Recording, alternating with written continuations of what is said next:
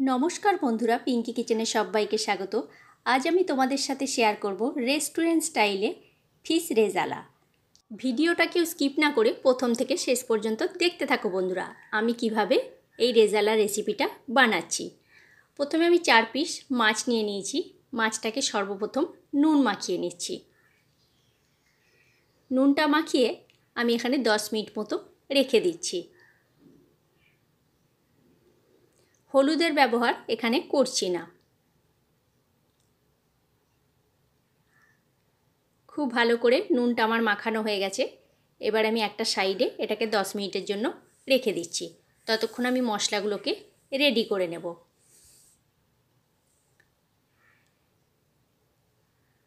দুটো বড় সাইজের পেঁয়াজকে আমি কুচি করে নিয়েছি পাতলা করে। আর এখানে আদা আর রসুন 1 চামচ মতো বেটে নিয়েছি। আর একটা বড় সাইজের পেঁয়াজকে বেটে নিয়েছি। শিলের মধ্যে নিয়ে নিয়েছি 7-8টা কাজু আর 2 চামচ মতো পোস্ত। এটাকেও বেটে আমি একটা বাটির মধ্যে রেখে দিয়েছি। আর নিয়ে নিয়েছি 2 চামচ মতো টক দই। টক দইটা ফেটিয়ে আগে থেকে রেখে দিয়েছি। এবার একটা কড়াই বসিয়ে দিলাম। কড়াইয়ের মধ্যে দিয়ে দিলাম সাদা তেল। আমি এখানে সানফ্লাওয়ার অয়েল ইউজ করেছি। তোমরা যে কোনো ধরনেরই সাদা তেল ইউজ করতে পারো। তেলটা গরম হয়ে গেছে। খুব ভালো মতো তেলটা গরম হলে তারপরে মাছগুলোকে এক এক করে দিয়ে দিতে হবে।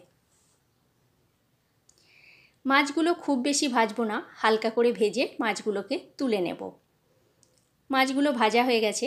ওই তেলের মধ্যে যে বড় সাইজের দুটো পেঁয়াজকে আমি কুচি করে রেখেছিলাম, সেই অর্ধেকটা আমি এখানে বেরেস্তা করে নিচ্ছি আগে। বেরেস্তাটা ভাজতে ভাজতে তোমাদের আমি দেখিয়ে দিচ্ছি। প্লেটের মধ্যে নিয়ে নিয়েছি একটি তেজপাতা, সাজিরে, শুকনো লঙ্কা, গোটা গোলমরিচ, শাহি গোলমরিচ, দুটো ছোটো এলাচ, লবঙ্গ, দারচিনি। বেরেস্তাটা আমার তোলা হয়ে গেছে। এবারে ওই তেলের মধ্যে সমস্ত ফোড়নটা আমি দিয়ে দিলাম। কয়েক সেকেন্ডের জন্য নাড়াচাড়া করে ফোড়ন থেকে একটা মিষ্টি সুগন্ধ বেরিয়েছে। এবারে দিয়ে দিচ্ছি যে হাফ পেঁয়াজ কুচিটা আছে, সেই হাফ পেঁয়াজ কুচিটা এর মধ্যে দিয়ে দিলাম। এবারে এটাকে একটু ভেজে নেব। পেঁয়াজের কালারটা যতক্ষণ না চেঞ্জ হচ্ছে। গ্যাসের ফ্লেমটা লোতে রেখেই আমি রান্নাটা করছি। পেঁয়াজের কালারটা দেখো আস্তে আস্তে চেঞ্জ হয়ে গেছে।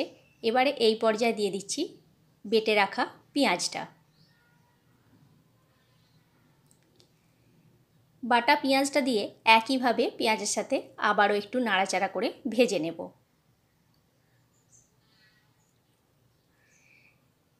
পেঁয়াজ আর পেঁয়াজ বাটা দুটোই আমার ভাজা হয়ে গেছে। এবারে এই পর্যায়ে দিয়ে দিচ্ছি 1 চামচ মতো আদা আর রসুন বাটা। আদা আর রসুন বাটাটা দিয়ে খুব ভালো করে ভেজে নিতে হবে, যাতে রসুনের কাঁচা গন্ধটা চলে যায়। একটু সময় ধরে এটাকে করতে হবে। আর গ্যাসের ফ্লেমটা লোতে রেখেই রান্নাটা করতে হবে। এটা আমার ভাজা হয়ে গেছে। এবারে দিয়ে দিচ্ছি এখানে টক দইটা। টক দইটা দিয়ে গ্যাসের ফ্লেমটা একটু হাইতে করে খুব ভালো করে মশলার সাথে কষিয়ে নেব।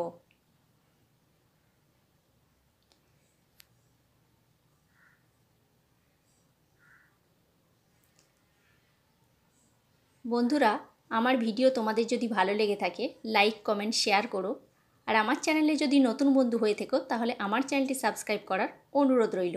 আর পাশে থাকা বেল আইকনটা প্রেস করে দিও। তাহলে কি হবে, যখন কোনো নিত্য নতুন আমি ভিডিও আপলোড করব সাথে সাথে নোটিফিকেশান তোমাদের কাছে পৌঁছে যাবে। তোমরা ভিডিওটি দেখতে পাবে। আর ফেসবুক পেজ থেকে দেখে থাকলে আমার পেজটি ফলো করে নিও।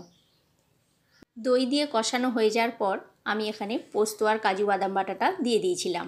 আর দিয়ে দিয়েছি 1 চামচ মতো কাশ্মীরি লঙ্কার গুঁড়ো, হাফ চামচ এমনি লঙ্কার গুঁড়ো, স্বাদ মতো নুন আর সামান্য পরিমাণ একটু চিনি। এবারে সামান্য পরিমাণ একটু জল দিয়ে মশলাটা খুব ভালো করে কষিয়ে নেব। একটু সময় ধরে কষাতে হবে।